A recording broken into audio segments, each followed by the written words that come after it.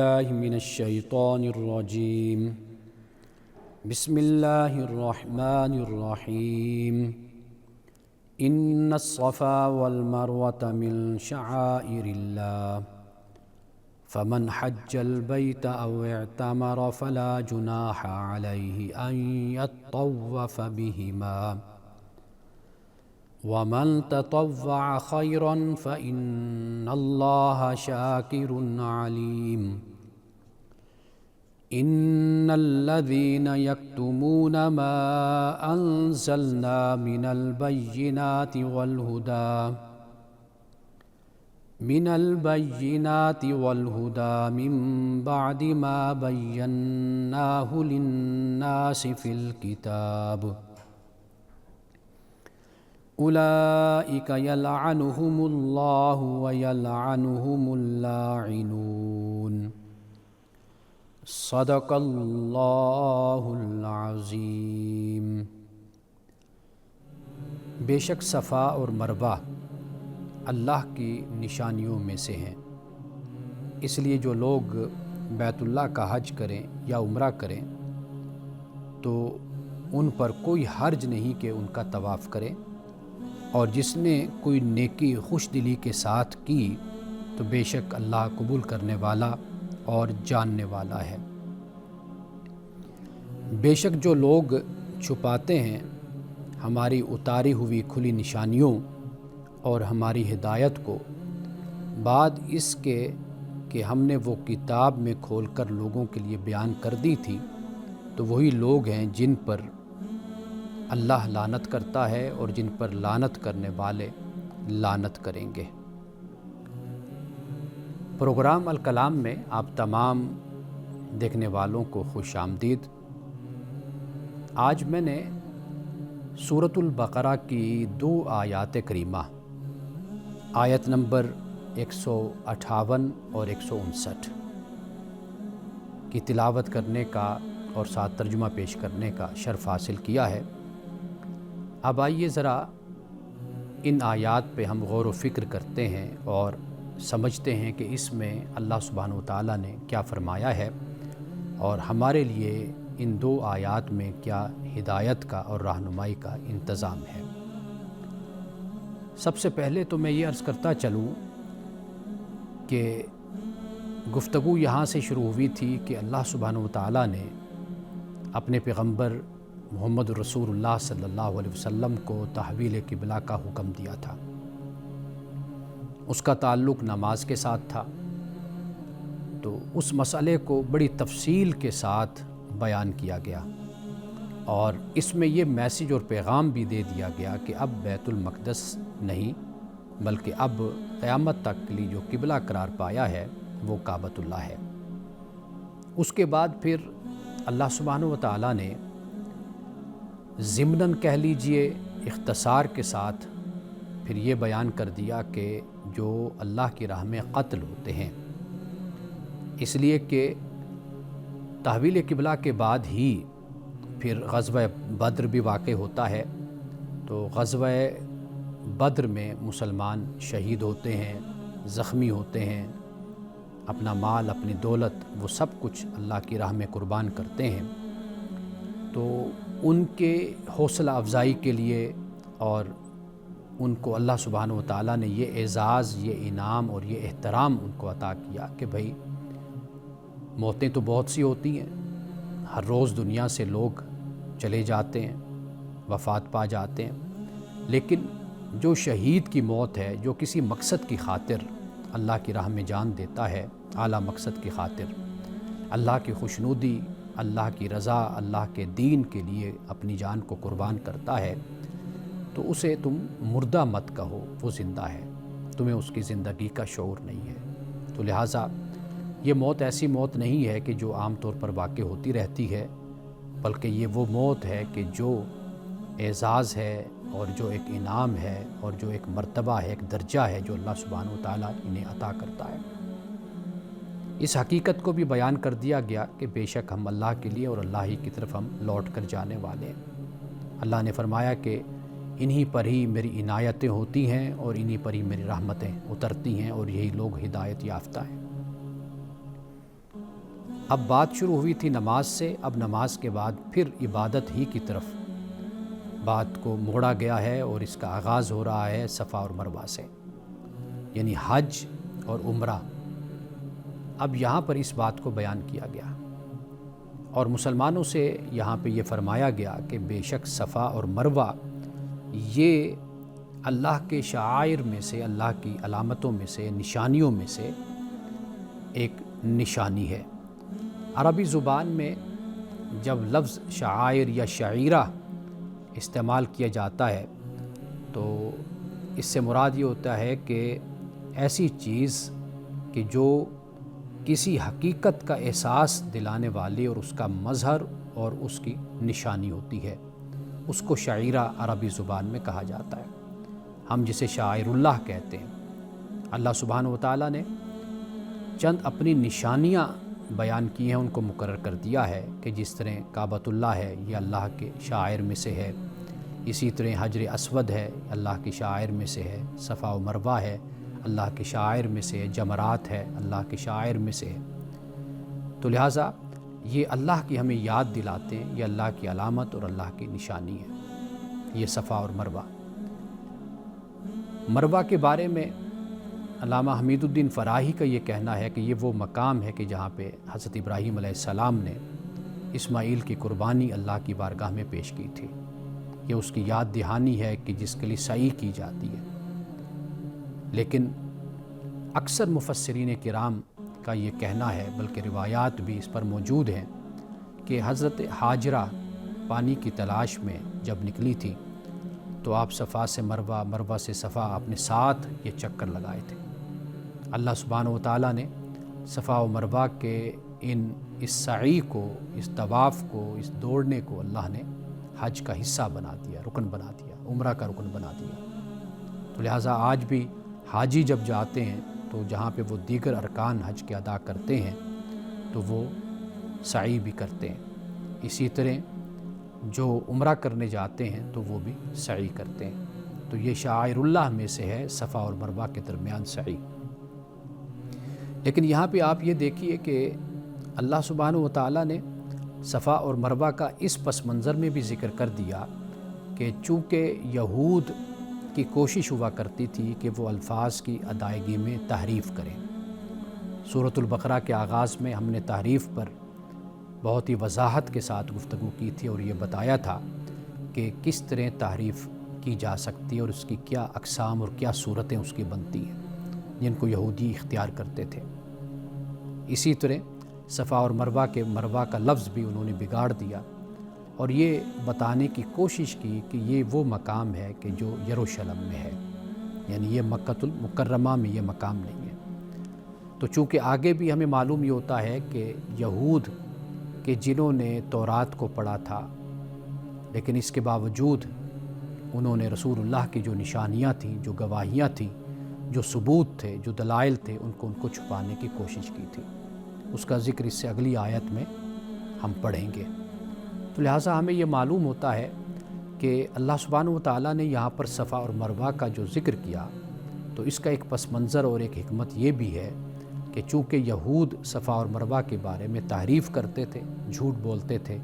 اور اس سچ کو چھپانے کی کوشش کرتے تھے، تو اللہ نے یہاں پر اس کا ذکر کر دیا۔ صفا اور مروہ ان دو مقام پر ایک ایک بت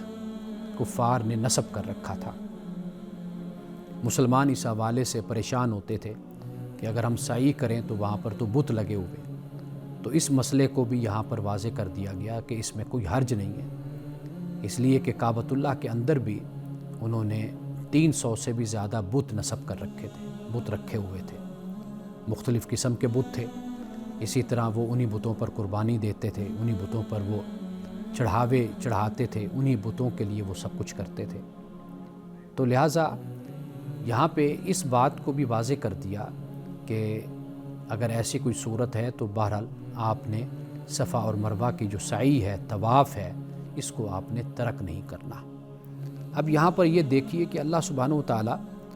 یہاں اس بات کو، جو طواف کا لفظ یہاں پر استعمال ہوا ہے، تو اس سے مراد یہی ہے، یعنی سعی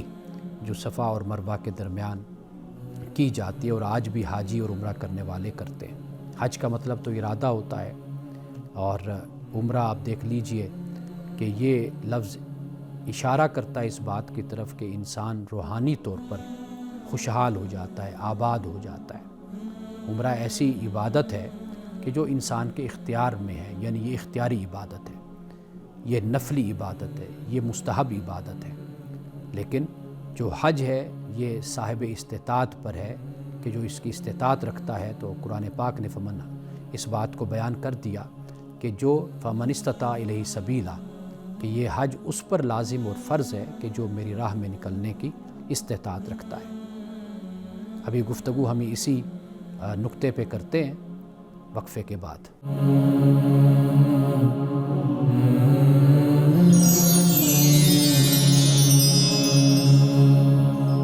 وقفے پہ جانے سے پہلے ہم اس حوالے سے بات کر رہے تھے کہ اللہ سبحانہ وتعالیٰ نے صفا اور مروہ فرمایا کہ یہ میری شعیرہ، میری نشانی اور میری علامات میں سے ہے۔ اللہ سبحانہ وتعالیٰ نے یہ فرمایا اس لیے کہ حضرت ہاجرہ یہاں پر دوڑی تھی، حضرت اسماعیل علیہ السلام کے لیے وہ پانی کی تلاش میں تھی۔ اور پھر یہ ہے کہ اللہ سبحانہ وتعالیٰ نے حج اور عمرہ کا یہاں پر ذکر کر دیا کہ جب حج اور عمرہ جو کرتا ہے تو وہ صفا اور مروہ کا طواف بھی کرتا ہے۔ طواف سے یہی مراد ہے کہ وہ گھومتا ہے، وہاں پر سعی کرتا ہے۔ لیکن یہاں پہ ایک بڑی اہم بات وَمَن تَطَوَّعَ خَيْرًا یہ فرمایا کہ جو نیکی خوش دلی کے ساتھ ادا کرتا ہے، یعنی نفلی عبادت ہے،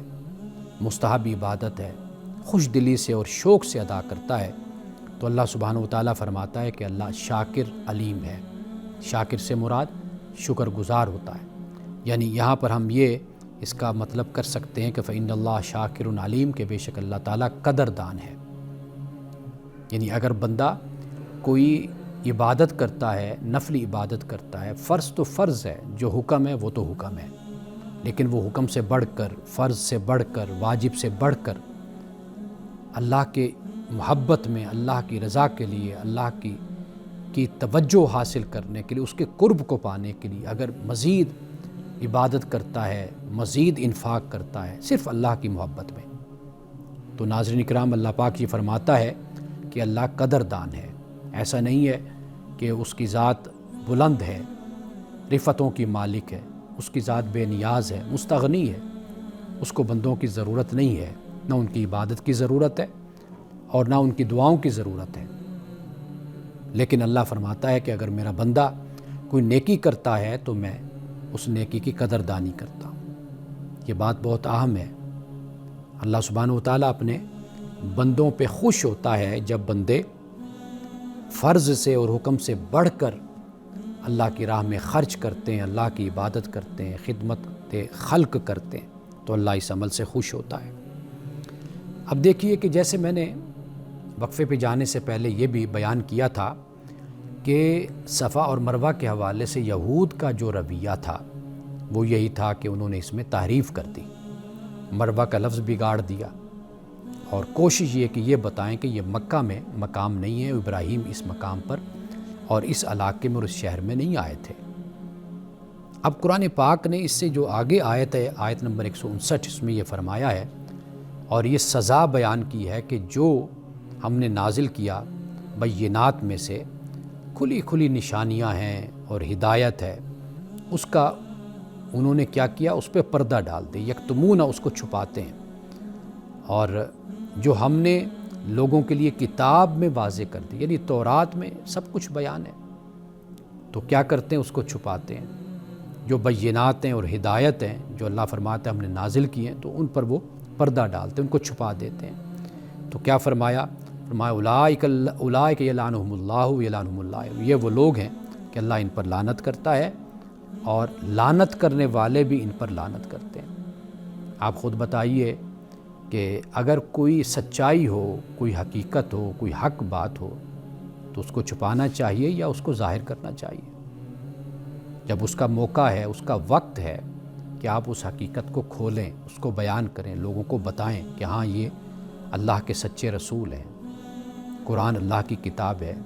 یہ واقعی وہ رسول ہیں کہ جن کی نشانیاں ہمیں تورات میں بتائی گئی، آگاہ کیا گیا، ہمیں خبردار کیا گیا، ہمیں اللہ کے پیغمبر جو گزر گئے وہ بتاتے رہے محمد رسول اللہ کی آمد کے بارے میں۔ اب یہ اتنی بڑی سچائی ہے، یہ کیا کرتے؟ تحریف کر کے یا مختلف طریقوں سے اس کو چھپانے کی کوشش کرتے ہیں۔ کس بنیاد پر؟ صرف تعصب کی بنیاد پر، رنگ اور نسل کی بنیاد پر، اپنی ذات اور پات کی بنیاد پر، اپنے قبیلے کی بنیاد پر، اپنے خاندان کی بنیاد پر،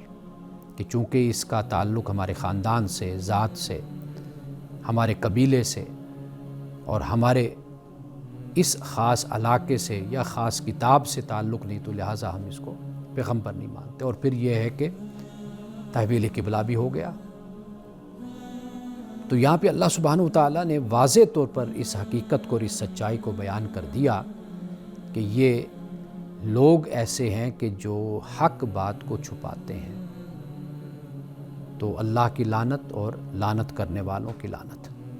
اللہ کی لعنت سے مراد کیا ہے؟ اللہ کی رحمت سے دوری۔ لعنت کرنے والوں کی لعنت یعنی ملائکہ کی لعنت۔ وہ ملائکہ کی لعنت کیا ہے؟ وہ یہ ہے کہ ملائکہ کا تعاون، ملائکہ نیکی کے کاموں میں انسان کا تعاون کرتے ہیں، اس کی مدد کرتے ہیں۔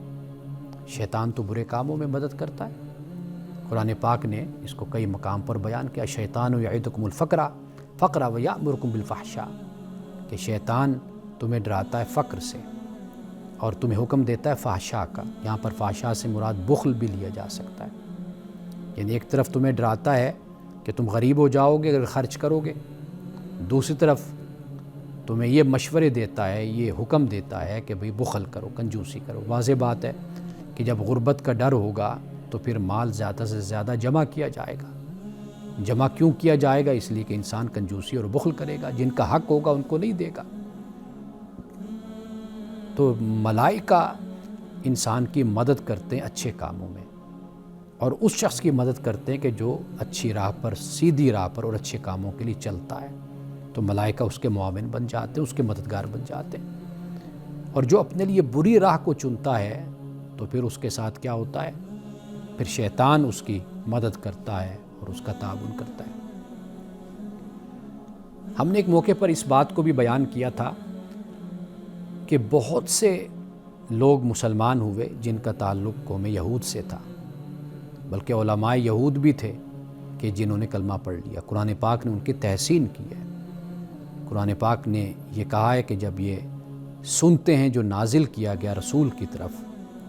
تو ان کی آنکھوں کو آپ دیکھتے ہیں کہ ان کی آنکھوں سے آنسو جاری ہوتے ہیں۔ کیوں جاری ہوتے ہیں؟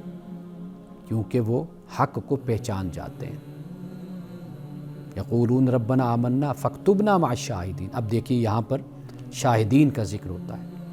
کہ اے ہمارے رب، ہم ایمان لائے اور ہمیں لکھ لے گواہی دینے والوں میں، یعنی ہمارا شمار ان میں کر لے۔ اب یہاں پر وہ گواہی چھپاتے ہیں جن پر اللہ لعنت کرتا ہے، وہاں پر اللہ ان کی تعریف کرتا ہے۔ کیوں؟ اس لیے کہ وہ شاہدین ہیں، گواہی دیتے ہیں، انہوں نے گواہی کو چھپایا نہیں ہے۔ دونوں پہلو بہت غلط ہو جاتے ہیں کہ جب آپ وقوع کے گواہ نہیں ہیں، وٹنس نہیں ہیں، آپ پھر جا کر گواہی دیں۔ یہ طریقہ کار بھی غلط ہے، اور یہ بھی بہت سزا، بہت بڑی سزا کا موجب ہے۔ خدا کی طرف سے قیامت کے دن ایسے شخص کو سخت سزا دی جائے گی کہ جو جھوٹی گواہی دیتا ہے، عدالتوں میں جا کر، کچہریوں میں جا کر، یا ویسے ہی اپنے آپ کو گواہ بنا کر پیش کر دیتا ہے اور اپنے آپ کو بیچ دیتا ہے۔ دوسری صورت یہ بن جاتی ہے کہ گواہی وقوع کو دیکھا، معلوم ہے کہ کون ظالم ہے کون مظلوم ہے، لیکن مظلوم کے ساتھ کھڑا نہ ہونا، اس کے حق میں گواہی نہ دینا، آواز بلند نہ کرنا، تو یہ دونوں گناہ ہیں، بلکہ دونوں جرم ہیں۔ تو یہاں پر قوم یہود کا جو جرم ہے وہ قرآن نے بیان کر دیا، اس لیے اللہ سبحانہ وتعالیٰ نے ان کے بارے میں یہ فرما دیا کہ یہ چھپاتے ہیں کس کو؟ بینات اور ہدا کو۔ ذرا ان دو الفاظ پر بھی غور کیجئے، آپ دیکھیں گے کہ یہ ایسے ثبوت ہیں کہ جو ناقابل تردید ثبوت ہیں۔ بینات اور ہدا، یعنی بینات کی اگر ہم ترجمہ کریں تو کھلی کھلی نشانیاں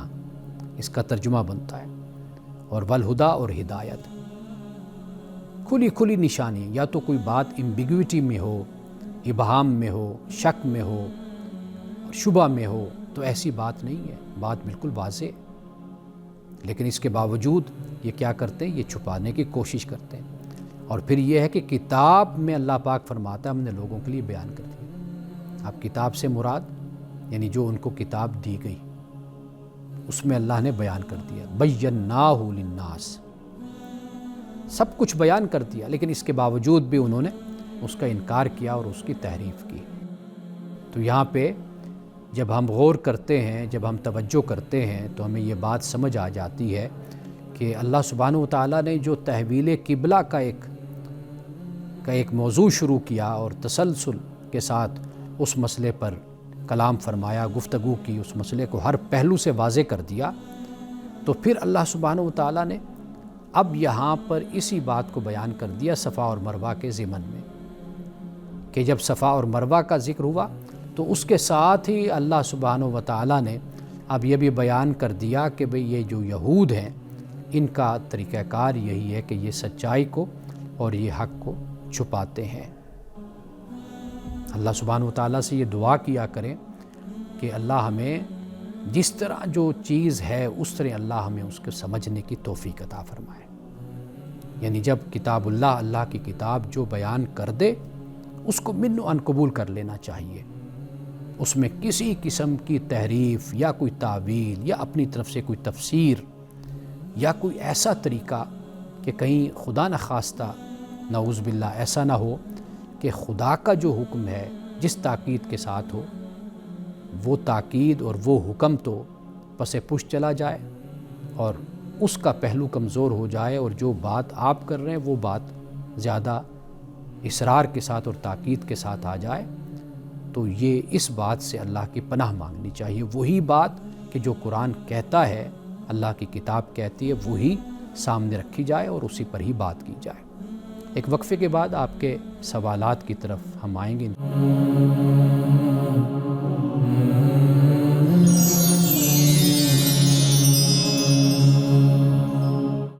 سب سے پہلا سوال والدین کے حوالے سے ہے۔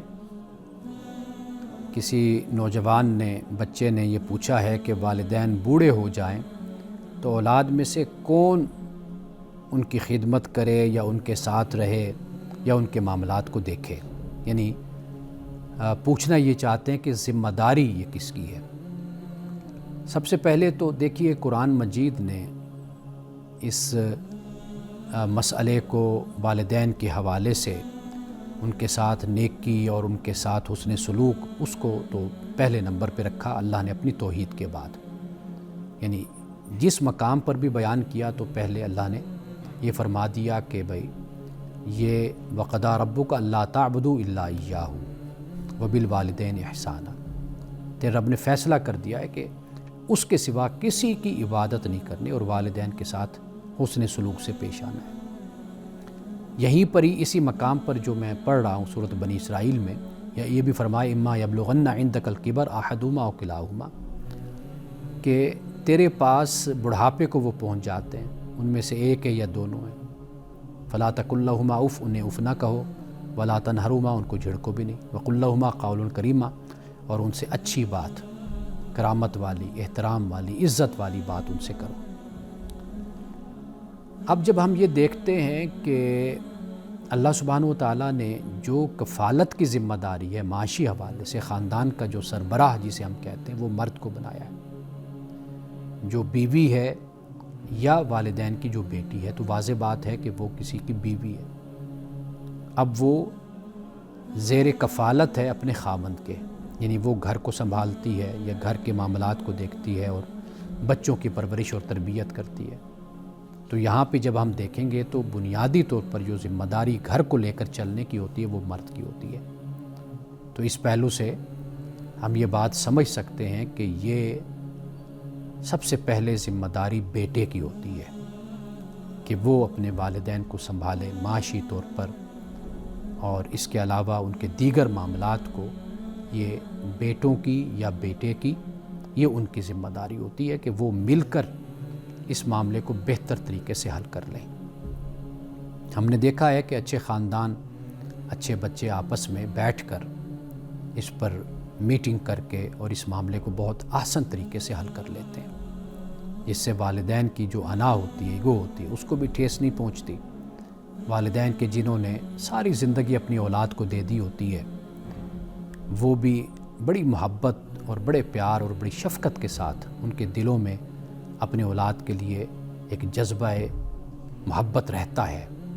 اور وہ اسی طرح پھر زندگی ان کے ساتھ گزارتے ہیں۔ تو یہ پہلی ذمہ داری تو یعنی بیٹوں کی اس طرح ہو جاتی ہے کہ بھئی وہ اسے سنبھالیں۔ اب آپ یہ دیکھیے کہ اسی لیے وراثت میں پھر قرآن پاک نے سب سے پہلے للذکر مثل حظ الانثیین کہا ہے، یعنی ایک بیٹا اور دو بیٹیاں، دو بیٹیوں کے برابر ایک بیٹے کو ملتا ہے۔ وجہ یہی ہے کہ اس پر یہ معاشی ذمہ داری اس پر عائد ہوتی ہے کہ وہ والدین کو سنبھالتا ہے، ان کی نگرانی کرتا ہے، جو بھی صورت بنے،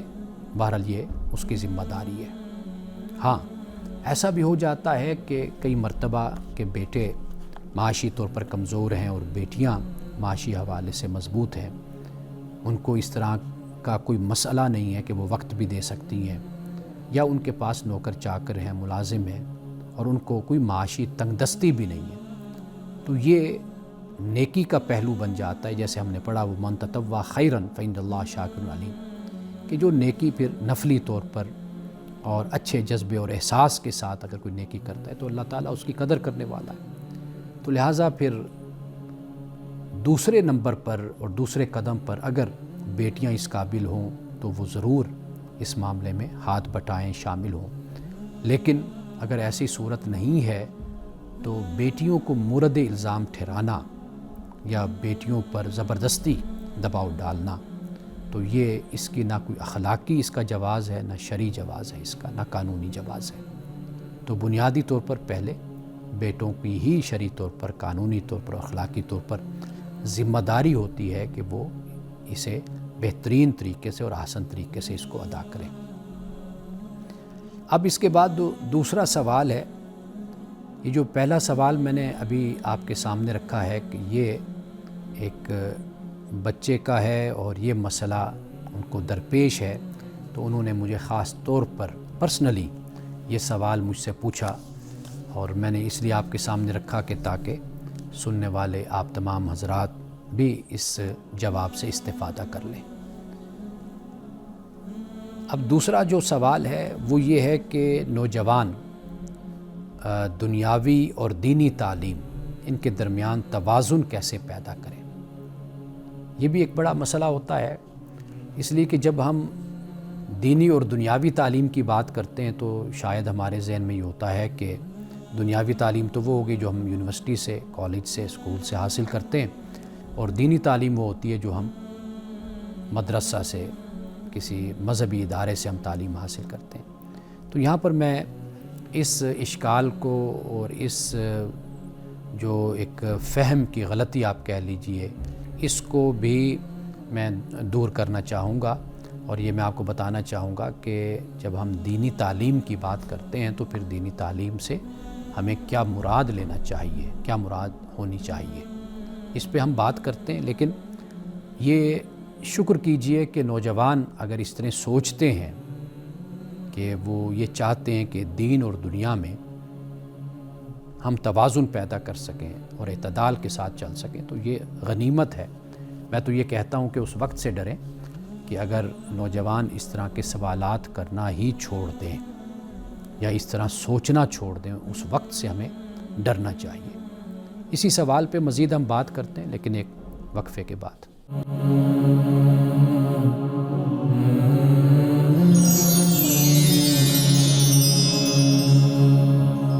آئیے اب سوال کے جواب کی طرف۔ دیکھیے، اسلام نے دین یا صرف دنیا یہ نہیں کہا کہ بھئی ان میں سے ایک کو تم اختیار کر لو، یعنی نہ دین پر سارا زور دیا کہ دنیا چھوڑ دو، نہ دنیا پہ سارا زور دیا کہ بھئی آپ دین سے علیحدہ ہو جائیں۔ یہ نہیں، ان میں توازن رکھا ہے، اور بڑا حکیمانہ اور بڑا پرحکمت توازن ان میں رکھا ہے۔ فرمایا وابتغی فیما آتاک اللہ دار الآخرہ، کہ تم دار آخرت کو چاہو اس میں جو اللہ نے تمہیں دیا ہے، یعنی جو تمہیں عطا کیا اس کے ذریعے سے دار آخرت کو لے لو، وہ حاصل کرو۔ ولا تنس نصیبک من الدنیا، اور دنیا سے اپنا حصہ لینا مت بھولو۔ واحسن کما احسن اللہ، اور اچھا کرو جیسے اللہ نے اچھا کیا تمہارے ساتھ۔ اب یہاں پر آخرت کی بات بھی ہوگی اور دنیا سے حصہ لینا، فرمایا کہ یہ بھی مت بھولو۔ اب اصل بات یہ ہے کہ جب ہم دین کی بات کرتے ہیں تو ہمیں چاہیے کہ ہم اپنی زندگی کو دینی حوالے سے اور اخلاقی حوالے سے بہترین کریں، اخلاقیات میں اپنے آپ کو اعلیٰ انسان بنا لیں، یہی در حقیقت دین ہے۔ اب ایک تو یہ ہے کہ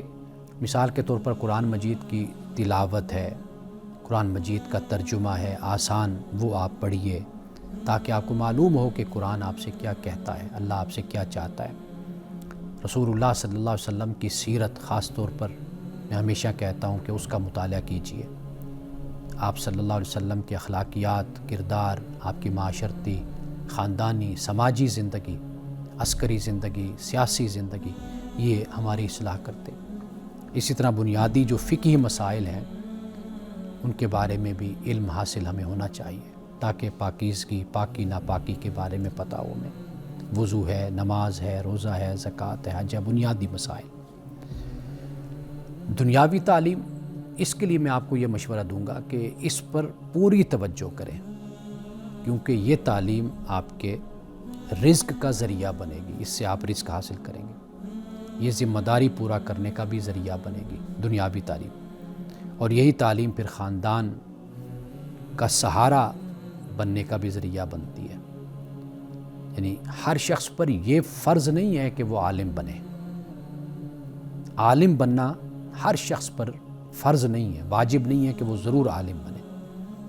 لیکن ہر شخص پر یہ لازم ہے، ضروری ہے کہ وہ دین کا جو بنیادی علم ہے وہ ضرور حاصل کرے۔ طلب العلم فریضۃ علی کل مسلم، علم حاصل کرنا، طلب کرنا وہ ہر مسلمان پر فرض ہے، یہ بنیاد ہے، اس کو ہمیں سمجھنا چاہیے۔ یہ جب ہم دین کی بات کرتے ہیں، دینی تعلیم کی بات کرتے ہیں تو لوگ سمجھتے ہیں کہ بالکل اپنا حلیہ، اپنی وضاقتہ سب کچھ جب آپ اس خاص انداز سے اور خاص ایک ساخت میں اپنے آپ کو جب آپ ڈھال لیں گے تو تب آپ دینی بنیں گے، تو یہ نہیں ہے دینی۔ آپ بنیادی مسائل اور بنیادی تعلیمات جو دین کی ہیں ان کو ضرور آپ یاد رکھیں اور ان کے مطابق اپنی زندگی گزاریں، تب آپ دینی ہوں گے، آپ مذہبی ہوں گے۔ تو دین کی فکر، دین کی گہرائی، یہ سمجھ آپ کو ہونی چاہیے۔ دیکھیے اب جو معاملہ ہے وہ یہ ہے کہ جو اس توازن اور بگاڑ کی وجہ ہے بنیادی طور پر جو خراب ہوتا ہے توازن، وہ آپ دیکھ لیجئے کہ ہمارے ہاں سوشل میڈیا ہے، یوٹیوب ہے،